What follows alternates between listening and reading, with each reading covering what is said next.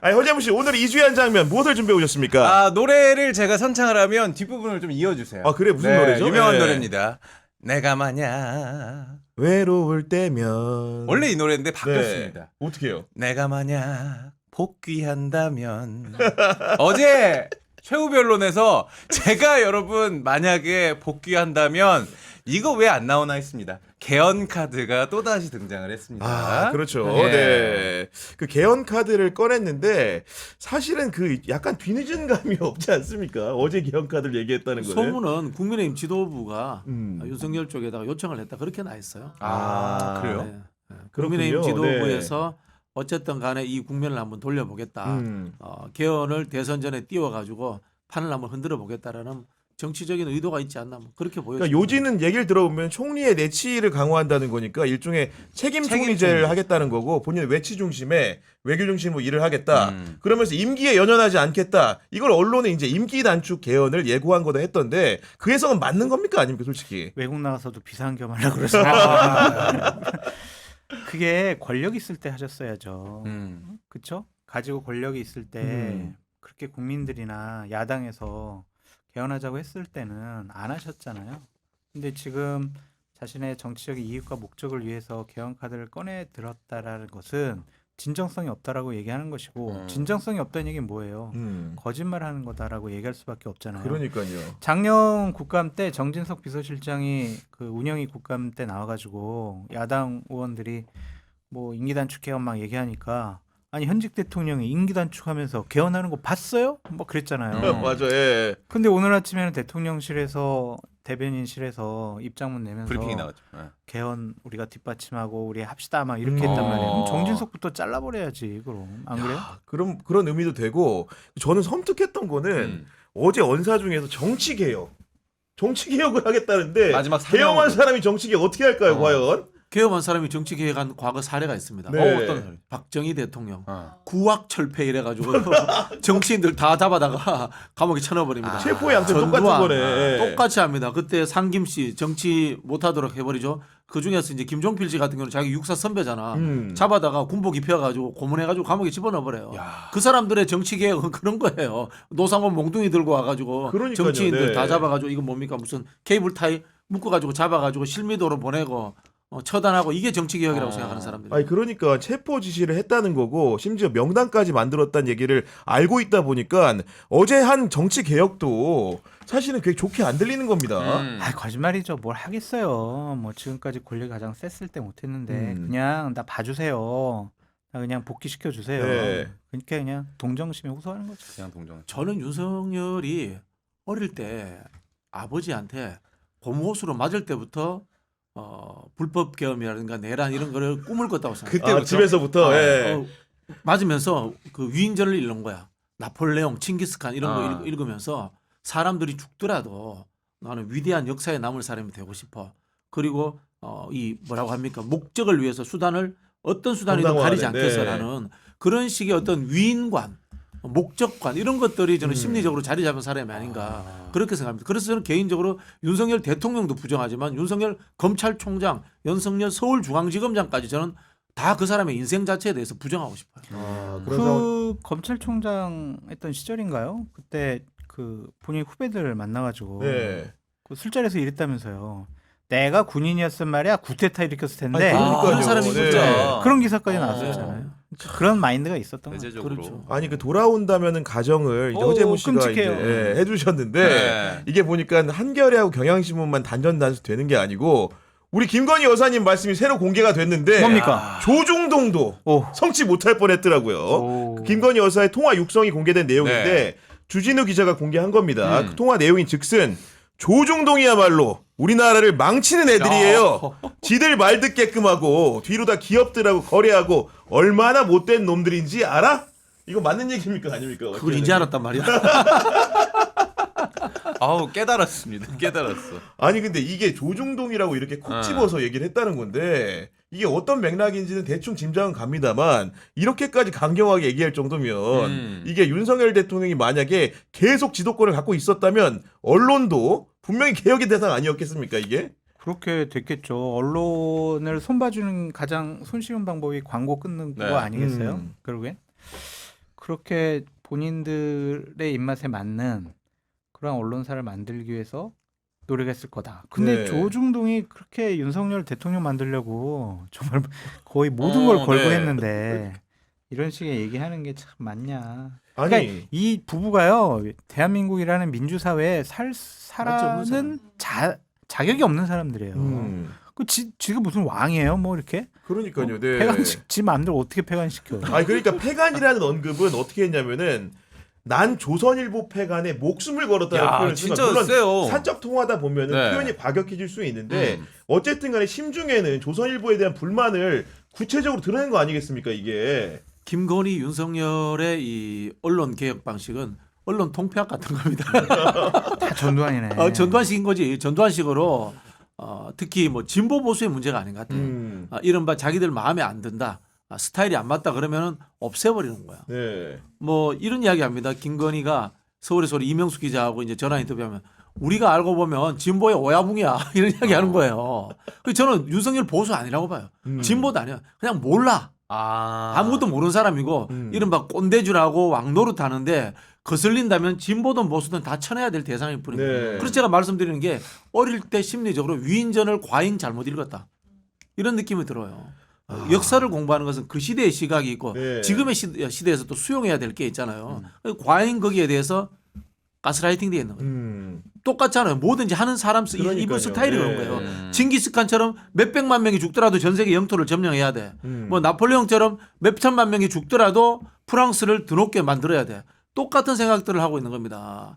대한민국에서 좌파들 척결하고 간첩들 다 때려 없애고 해서 남한의 왕국을 건설해야 돼. 네. 이런 식으로 목적론적 가스라이팅에 늘 취약한 사람인 거죠. 아니, 머릿속이 근데 비어있기 때문에. 조선일보 입장에서 보면 굉장히 서운할 법한 얘기이기도 한 게 그렇죠. 사실은 이번 탄핵 국면에서 네. 조중동을 굳이 분류하자면은 조선일보만 열심히 그렇죠. 우리 대통령 윤석열 각하를 맞아요. 굉장히 도왔거든요. 소개를 좀 해드리면 2월 14일자 일면 기사 제목입니다. 네. 홍장원 메모 내용 장소 신뢰성 의문. 그러니까요. 2월 15일자 일면 또 제목입니다. 네. 증인 채택 번복 갈팡질팡 헌재 이렇게 도와줬는데 그러니까요. 그런 조선일보를 이렇게 폐간시킨다라는 게 뭔 의미고 그냥 화가 나서 그러지 않았을까 그런 생각도 들고 그 속마음은 알 수가 없죠. 조선일보랑 어떠한 억하심정이 있고 서운한 네. 감정이 있는지 모르겠지만은 어쨌든 김건희 여사가 이런 것까지 생각을 한 거 보면은 확실히 V제로는 맞는 것 같다. 아니 생각해봐. 언론사 네. 폐간까지도 이게 영부인이 할 소리예요 이게. 근데 실제 공보 농담처럼. 담당으로 대통령실에 조선일보 기자들도 많이 들어가 있지 않나요? 대변인실에 꽤 있죠. 네. 사실 전직 조선일보 기자들이 많았던 친구들이 엄청나게 건데, 있죠. 많았던 상황이고 실제로 제 그 입사 연도를 같이 한 동기도 네. 근무를 하고 있는 상황인데 아, 그래요? 대통령실에서요? 네, 대통령이 근무하고 있습니다. 지금 하고 있는데 근데 이게 주진우 기자의 설명이니까 일방적인 설명이지만 이 어떤 맥락에서 나온 얘기냐 네. 김건희 여사가 이 얘기를 한 시점은 11월 14일 명태균 씨가 구속된 이후의 시점의 대화라는 것이고 네네. 그 상황이 어떤 상황이냐 명태균 씨가 자기가 살기 위해서 구명을 맞아요. 힘쓰던 때였어요. 그러다 맞아요. 보니까 명태균 씨가 뭔가 윤석열 부부의 의중을 떠보기 위해서 네. 윤석열 대통령과 가깝다고 알려진 조선일보 기자에게 지금 공개된 황금폰에 요체가 담겨있는 USB 내용을 그대로 전달해줬다는 거 아니겠습니까? 네네네. 근데 그 내용을 조선일보 기자가 그대로 전달하지 않고 아마도 기사 여부 검토를 했겠죠? 그런 상황을 김건희 여사 부부가 알게 되고 알게 되겠죠. 그러면서 굉장한 불만 조선일보까지도 혹시나 나를 위해할 수 있다는 불안감 아하. 이런 게 엄습한 상황이 아니었는가. 아니 근데 그거 받고 보도 안 했으면 네.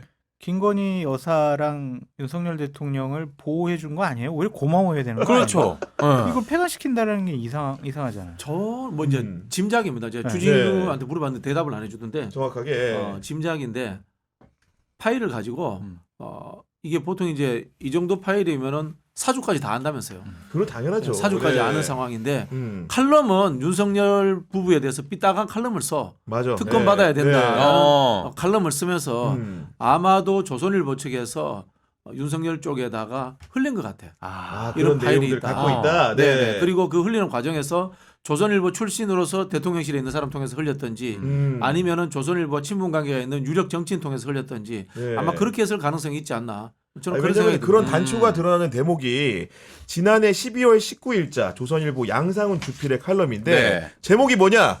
문제의 근원 김건희 특검 피할 수 있겠납니다. 다시 보니까 새로 보이는데 그 내용 중에 한 대목 제가 읽어드리면 네. 다음에 어떤 정권이 오더라도 김건희 여사 문제는 수사를 피할 수 없다. 여기가 중요한데 수사 이전에 무차별 폭로부터 나올 것이다. 어차피 맞아야 할 매라는 뜻이다. 지금 와서 이걸 다시 이거 읽어보면 알고 있었네. 딱 오잖아요. 예. 그러니까 USB에 정말 별게 다 들어있다라고 볼 수밖에 없을 것 같고 뭐 일설에는 이 안에 국민의힘 대권 주자들과 관련된 여러 가지 내용도 포함이 돼 있어가지고 상당히 조선일보도 시점을 보고 보도할 거다 막 이런 소문까지 있더라고요. 네. 그러니까 조선일보로서는 참 이거 입수한 게 어찌 보면은 국민의힘 경선에도 본인들이 상당히 영향력을 행사할 수 있는 좋은 무기라고 생각을 해서 그럴 수 보도를 있죠. 안 한 네. 거다. 네. 그렇게 좀 보여져요. 근데 소장님 제 뇌피셜 느낌인데 네. 조선일보마저 그런 내용들을 가지고 있는 어떤 자료들을 가지고 있다. 심리적 압박이 계속 심해진 거 아닐까요? 김건희요? 네.